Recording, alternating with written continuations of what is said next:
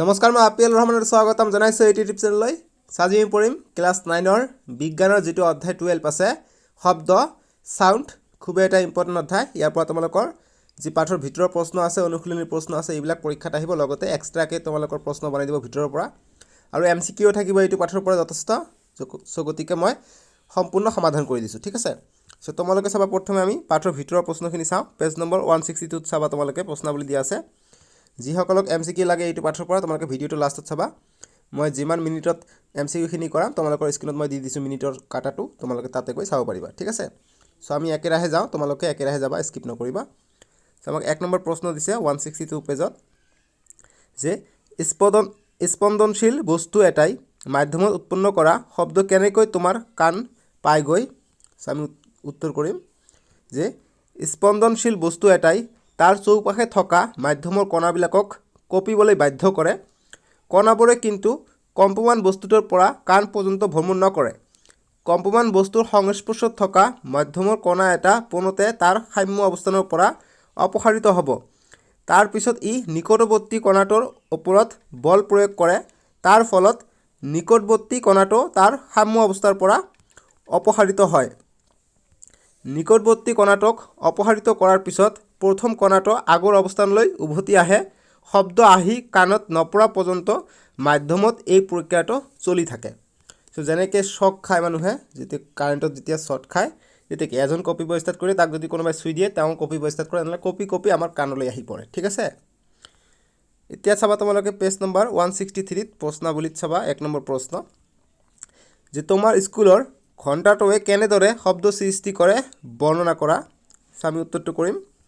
যে স্কুলৰ ঘণ্টাটো কোবোৱাৰ সময়ত ঘণ্টাটোৰ লগত লাগি থকা তাৰ চৌপাশৰ কণাবোৰক কপিবলৈ বাধ্য কৰে তাৰ পিছত এই কণাবোৰে নিকটৱৰ্তী কণাবোৰৰ ওপৰত বল প্ৰয়োগ কৰে তাৰ ফলত নিকটৱৰ্তী কণাবোৰো কপিবলৈ বাধ্য হয় এনেদৰে গোটেই আন্দোলনটো মাধ্যমৰ কণাবোৰৰ মাজেদি সঞ্চালন হয় সেই আন্দোলনটো আমাৰ কাণত নপৰা পৰ্যন্ত চলি থাকে বাবে আমি ঘণ্টাৰ শব্দবোৰ শুনিবলৈ পাওঁ সো গতিকে আমি যদি ঘণ্টাটোৰ এটা শব্দ শুনিবলৈ পাওঁ মানে তাৰ আমি শ্ৰাব্য সীমাৰ ওচৰত আছো ঠিক আছে যি কপি গৈ থাকে লাহে লাহে কপাৰ হাৰটো কমি যায় সো আমি যদি বহুত দূৰত থাকো বেল এটা পৰিলে হয়তো আমি শব্দটো নাপাবও পাৰো কিয়নো এই কম্পনশীল যিমান লৈকে কাপি আহিছিলে হিমান লৈকে যদি না যায় আমাৰ কাণ লৈকে না যায় তেনেহলে আমি শুনা নাপাম সো যদি দূৰৰ বস্তু এটা শব্দ হলে কিন্তু আমি শুনা নাপাওঁ ঠিক আছে কিন্তু আমি যদি ওচৰত থাকো যদি এই কণাবিলাক কপি আমাৰ কাণলৈ আহে তেতিয়া আমি শব্দটো পাম বুজি পাইছা এতিয়া আমি 2 নম্বৰ প্ৰশ্ন আমাক দিছে যে শব্দ তৰংগ কিয় যান্ত্ৰিক তৰংগ বুলি কোৱা হয় ইম্পৰ্টেন্ট প্ৰশ্ন যে শব্দ তৰংগ কিয় যান্ত্ৰিক তৰংগ বুলি কোৱা হয় আমি উত্তৰ কৰিম যে শব্দ তৰংগৰ সৈতে মাধ্যমৰ কণাৰ গতি জড়িত হৈ থাকে বাবে শব্দ তৰংগক যান্ত্ৰিক তৰংগ বুলি কোৱা হয় যি শব্দ তৰংগৰ মাধ্যমৰ কণাৰ গতি থাকে এইবিলাক কি হৈছে মানে শব্দ তৰংগৰ সৈতে মাধ্যমৰ কণাৰ গতিটো কি হৈ থাকে জড়িত হৈ থাকে বাবে যান্ত্ৰিক তৰংগ বুলি কোৱা হয় ঠিক আছে এইটো হৈছে মেইন যে শব্দ তৰংগ আৰু মাধ্যমৰ কণাৰ জড়িত থাকে এতিয়া 3 নম্বৰ প্ৰশ্ন দিছে যে ধৰা হওক তুমি আৰু তোমাৰ বন্ধু চন্দ্ৰত আছা তোমাৰ বন্ধুৱে উৎপন্ন কৰা যিকোনো শব্দ শুনিবলৈ সমৰ্থ হ'ব না গতি চন্দ্ৰত থাকিলে চন্দ্ৰত এনভায়ৰনমেন্ট নাই গতি সমৰ্থ নহম সো গতি আমি উত্তৰটো কৰিম যে শব্দ সঞ্চাৰিত হ'বলৈ মাধ্যমৰ প্ৰয়োজন যেহেতু চন্দ্ৰৰ পিছত কোনো ধৰণৰ বায়ুমণ্ডল নাই গতিকে তাত শব্দ কৰিলেও শব্দৰ সঞ্চালন নহব ফলত শব্দ শুনা না যাব এতিয়া 166 পেজত চাবা প্ৰশ্নাৱলী দিয়া আছে এক নম্বৰ প্ৰশ্ন যে তৰংগৰ কি ধৰ্মই তীব্ৰতা আৰু তীক্ষ্ণতা নিৰ্ণয় কৰে আমি উত্তৰ কৰিম যে শব্দৰ তীব্ৰতা তাৰ বিস্তাৰৰ দ্বাৰা নিৰ্ণয় কৰা হয় কোমল শব্দৰ বিস্তাৰ কম আৰু তীব্ৰ শব্দৰ বিস্তাৰ বেছি ইম্পৰ্টেন্ট এটা বি নম্বৰ প্ৰশ্ন তীক্ষ্ণতা লিখিম যে শব্দ তৰংগৰ কম্পানাঙ্ক ধৰ্মই তীক্ষ্ণতা নিৰ্ণয় কৰে কম তীক্ষ্ণতাৰ শব্দৰ কম্পানাঙ্ক কম আৰু উচ্চ তীক্ষ্ণতাৰ শব্দৰ কম্পানাঙ্ক বেছি এতিয়া এটা 2 নম্বৰ প্ৰশ্ন যে গাড়ীৰ হৰ্ন আৰু গিটাৰ এই দুয়োটাৰ ভিতৰত কোনটোৰ শব্দ তীক্ষ্ণতা বেছি আমি লিখিম যে গিটাৰৰ তীক্ষ্ণতা বেছি কাৰণ তীক্ষ্ণতা কম্পানাঙ্কৰ লগত প্ৰত্যক্ষভাৱে জড়িত সো যদি গিটাৰৰ যদি তাৰ থাকে তাৰবিলাক অকমান জাৰ্ক কৰে বহুত কপে সেই কাৰণে তাৰ তীক্ষ্ণতাটো বেছি আৰু গাড়ীৰ হৰ্ণত কি জাৰ্ক নকৰে নহয় ইমান যি যাৰ পৰা শব্দটো ওলাই সাউন্ড বক্সটো অকমান জাস্ট অলপমান জাম্প কৰে ঠিক আছে বা কপে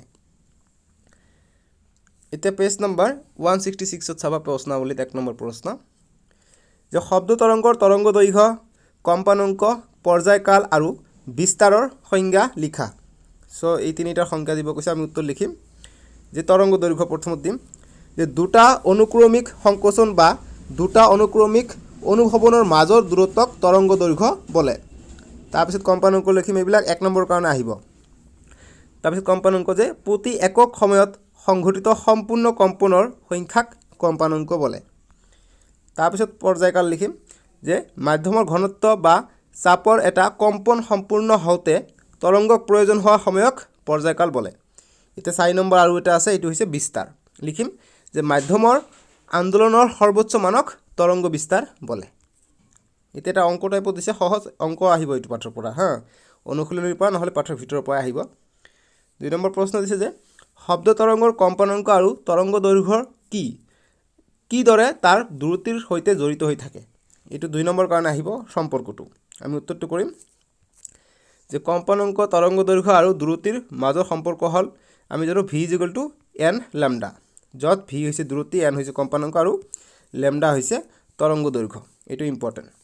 যেটো মাজত এটা গ্যাপ থাকে এটোক lambda বুলি কোৱা হয় এটোৱে জড়িত এটা 3 নম্বৰ প্ৰশ্ন যে প্ৰদত্ত মাধ্যম এটাত শব্দ তৰংগৰ দূৰত্ব 440 মিটাৰ পাৰ সেকেন্ড আৰু কম্পানাংক 220 হাৰ্জ ইয়াৰ তৰংগ দৈৰ্ঘ্য নিৰ্ণয় কৰা তো আমাক যিখিনি দিয়া আছে এইখিনি লিখি লম যে উত্তৰ যে ইয়াত v 440 মিটাৰ পাৰ সেকেন্ড আৰু n 220 হাৰ্জ আৰু lambda টো কিমান তৰংগ দৈৰ্ঘ্য আমাক নিৰ্ণয় কৰিব কৈছে অৰ্থাৎ lambda what সো আমি লিখিম এতিয়া সূত্ৰ আমি জানো v n lambda গতিকে আমাক lambdaৰ মান ওলাব কৈছে গতিকে lambda টো ইফালে থাকিলে n টো তলত আহিলে গতিকে v/n হৈ গল গতিকে v ৰ মান আৰু n ৰ মান বহাই দিলে আমাৰ 0 0 কটা গল 22 2 গুণ 44 গতিকে 2 মিটাৰ আমি পাই যাও তৰংগ দৈৰ্ঘ্য ঠিক আছে এতিয়া 4 নম্বৰ প্ৰশ্ন যে উৎসৰ পৰা 450 মিটাৰ দূৰত উপবিষ্ট ব্যক্তি এজনে শুনি থকা হৰ এটাৰ কম্পানাংক 500 হাৰ্জ উৎসৰ পৰা নিৰ্গত অনুক্ৰমিক সংকোচনবোৰৰ মাজৰ সময়ৰ অন্তৰাল কিমান সো আমাক যিখিনি বস্তু দিয়া আছে এইখিনি আমি লিখি লম উত্তৰত যে আমাক প্ৰথমত দিয়া আছে কম্পানাংক মানে হৈছে n গতিকে n 500 হাৰ্জ আৰু সময় কিমান এটো আমাক ওলাব কৈছে অন্তৰাল সময়ৰ অন্তৰাল গতিকে t what গতিকে আমি এটা সূত্ৰ জানো যে আমি জানো t 1/n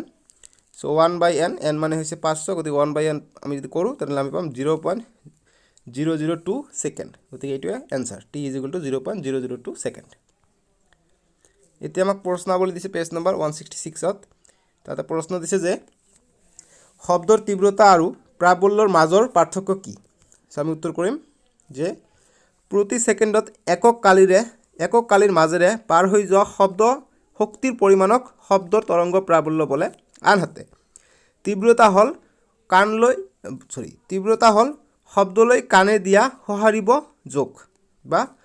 যি আমি শব্দলৈ কান দিও দিয়া এটো সহাৰিব যোগ আমাৰ কানে একে প্ৰাবল্যৰ দুটা শব্দৰ এটাক আন্তকৈ উত্তম ৰূপে ধৰা পেলালে তাক এটা আন্তক ডাঙৰকৈ শুনিম গতিকে আমি যেটো বেছি তীব্ৰতাত আহিব হেতু আমি যি জোৰেৰে মাতিছে ই কম সৰুকে মাতিছে ঠিক আছে এতিয়া পেজ নম্বৰ 166 ত চাবা প্ৰশ্নাৱলী দিয়া আছে 1 নম্বৰ প্ৰশ্ন যে বায়ু পানী আৰু লোৰ ভিতৰত কোনটো মাধ্যমত এক নিৰ্দিষ্ট উষ্ণতাত শব্দৰ দ্ৰুতি আটাইতকৈ বেছি আমি উত্তৰ কৰিম যে এক নিৰ্দিষ্ট উষ্ণতাত লোৰ মাধ্যমত শব্দৰ দ্ৰুতি আটাইতকৈ বেছি গতিকে লোত আমি বেছিকে শব্দৰ দ্ৰুতিটো পাওঁ বহুত দূৰলৈকে যায় ঠিক আছে তোমালোকৰ ৰেল লাইন যি আছে ৰেল লাইনত অকমান পাথৰ দি মাৰিবা বহুত দূৰৰ পৰা কাণ লগাই শুনিব পাৰি ঠিক আছে ৰেল আকৌ চাবা কিন্তু ৰেল আহে নেকি এটো যদি চেক কৰিব বিচাৰা কিন্তু চেক নকৰাই ভাল কিন্তু লোত আহিব ঠিক আছে চেক নকৰিবা দেই এতিয়া পেজ নম্বৰ 168 ত চাবা প্ৰশ্নাৱলী তাতে প্ৰশ্নটো দিছে যে শব্দ এটাৰ প্ৰতিধ্বনি 3 সেকেন্ড পিছত শুনা গল প্ৰতিফলক পৃষ্ঠ আৰু উৎসৰ মাজৰ দূৰত্ব কিমান দিয়া আছে যে শব্দৰ দ্ৰুতি 342 মিটাৰ পাৰ সেকেন্ড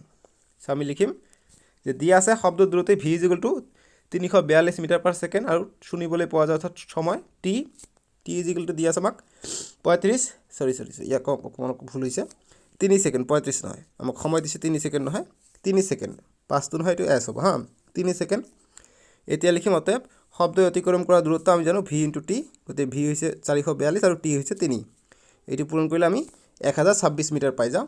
এতিয়া আমি 3 সেকেন্ড কৈছে এটো লিখিম যে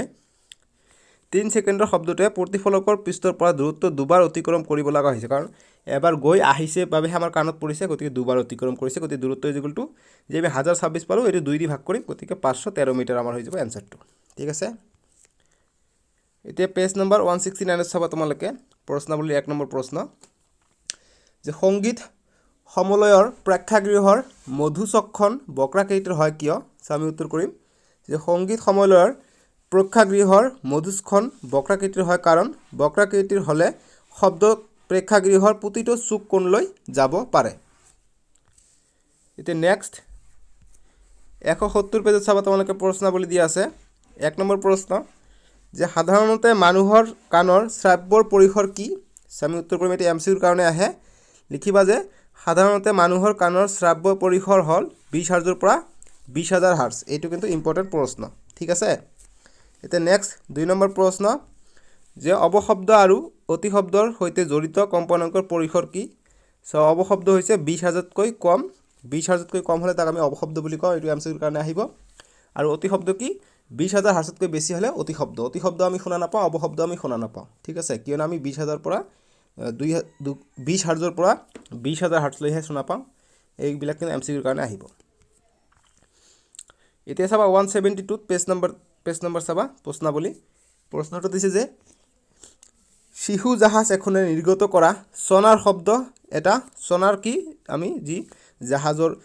জাহাজৰ গভীৰতা বা পাহাৰ ভৈয়াম এইবিলাকৰ উচ্চতা আমি জুখিবলৈ এইবিলাক সোনাৰ ব্যৱহাৰ কৰোঁ। ঠিক আছে, গতিকে সোনাৰ এটা সমুদ্ৰতলী টিলা এটাত খুন্দা খাই 1.02 সেকেণ্ডত উভতি আহিল।